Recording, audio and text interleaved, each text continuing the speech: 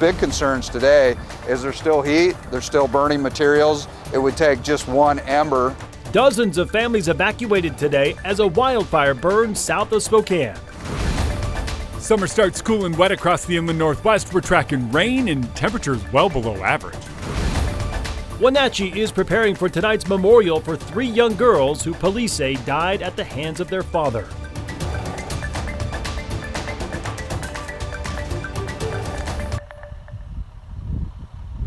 News, crews are battling a wildfire south of Spokane that's prompting level 2 and 3 evacuations. Here's a live look at the scene at this hour. Good evening and thank you for joining us for KREM 2 News at 5 tonight. I'm Mark Hanrahan. Crews are calling this the Keeney Fire and it started near the James Slavin Recreation Area right before noon today. KREM 2 Shannon Mowdy is live at the Fire Command Center at this hour. And Shannon, what's the latest? Well, I'm here at the James Slavin Recreation Area and the fire started and the crews are still working on it in this hilly area behind me. This is along Keeney Road. A quick and massive response from multiple agencies. And I have learned from DNR that the fire is estimated to be nearly 10 acres, 9.8 at this time, but it is under control, even with challenging fire conditions today. So this was first called in around 1:15 to noon. Fire District 3's Terry Bunce says it spread quickly because of dry fuels like grass and timber and gusty winds. Level 3 go now evacuations were issued nearly immediately with around 30 homes in the area at risk. Identified immediately that we had some structures threatened.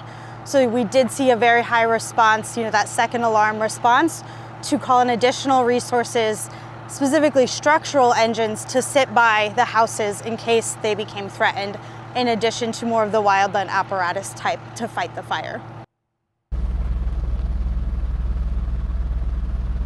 Now, because of this massive mutual aid response, each home actually had an engine standing nearby to protect it, along with those crews that were fighting the actual flames. Again, this fire is estimated at 9.8 acres, but it has been knocked down. We're not sure if it's been fully contained at this hour, and no cause has been released at this time. We know fire investigators have been on scene for several hours now. Those level 3 go now evacuations do remain in effect tonight for about a dozen homes in the immediate area of the fire. Shannon Mowdy, KREM 2 News.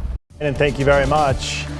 All right, let's check in with Chief Meteorologist Jeremy DeGoop for more on the weather conditions. Jeremy, we know it was windy today. It looks like it's calmed down a bit in your shot right there, but that wind certainly fueling the flames today. Yeah, and you can still hear it out there with Shannon. We just sit slightly lower, slightly more shielded than what she's dealing with, but the sun's back out, and the next few days are all about these little waves of energy that move through. When a wave moves through, you'll get clouds, you'll get rain, and then you'll eventually get sun and wind, and it's just going to be that pattern repeating itself with a low pressure center moving pretty much overhead. Wind is going to stick around. We're not fully done with it, and it's just going to come in these gusts, and they'll peak around 20 miles per hour. Not much, not enough to really be concerned about anything more than maybe fanning the flames of an existing fire. We have moisture in the forecast, and that's what's causing our temperatures to drop just a little bit. It comes in the way of cloud cover, it comes in the way of rain, and a little bit of wind. Temperatures are dropping big time because of it. You can see a few of those scattered showers around the region, especially off to the north. A couple of those still coming out down in the Okanagan Highlands, still moving through, still expecting to see those for a little while longer here. And watch how this moves. Everything just rotates with the low moving by overhead, so I think it's pretty safe to say we're going to be cold, and we are going to see light scattered showers tomorrow morning. Tomorrow afternoon, I think they're a little more widespread, maybe not as widespread or as heavy as what this makes it look like they will be, but still a round of showers tomorrow afternoon nonetheless. Then as we move from tomorrow into Sunday, I think we have a few scattered showers. So 57 tomorrow, 67 on Sunday. That sounds good. Jeremy will check back in with you later in the show. It's going to be an emotional night in Wenatchee with services being held tonight to honor the lives of Peyton, Evelyn, and Olivia Decker. Their father, Travis Decker, is accused of killing them and is now charged with murder. He is still on the run, with searches happening in Chelan and Kittitas counties.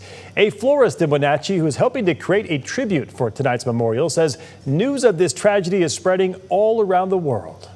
You could feel it, and people, I was in Spain, and people there knew. Yeah, I mean, they knew about it.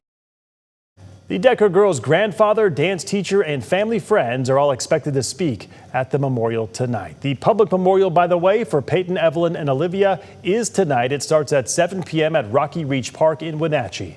Organizers are asking people to wear purple, pink, or green in honor of the girls. You can watch the memorial on KREM 2+. Just download the app on your TV and watch for free. A Spokane man is facing rape and kidnapping charges after prosecutors say he assaulted a 12-year-old girl. Prosecutors accuse Chad Torres of arranging to meet up with her on Snapchat. They then say that he forced her into a pickup, raped her, and dumped her at a park nearby.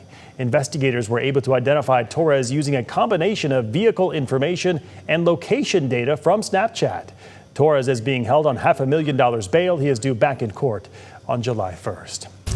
It's been 2 years since 2 people were killed at the Beyond Wonderland concert at the Gorge Amphitheater. That festival returns this weekend, and Washington State Patrol is increasing patrols to keep people safe. WSP says they use high visibility enforcement patrols to make sure officers are in the right spots at the right time. Beyond Wonderland is this Saturday and Sunday. 26-year-old Brandy Escamilla and 29-year-old Jocelyn Ruiz were shot and killed while attending the festival in 2023. 3 others were hurt in the incident. James Kelly, the man charged with shooting them, is scheduled to go on trial in July. Washington Senator Maria Cantwell is urging President Trump to finally bring TikTok under U.S. ownership after multiple extensions. Yesterday, President Trump announced a 3rd extension for TikTok's parent company, ByteDance, to find an American owner. In her speech on the Senate floor, she asked that the president follow the law as passed by Congress so that, quote, America's enemies will no longer be able to weaponize TikTok and to spread their propaganda, unquote.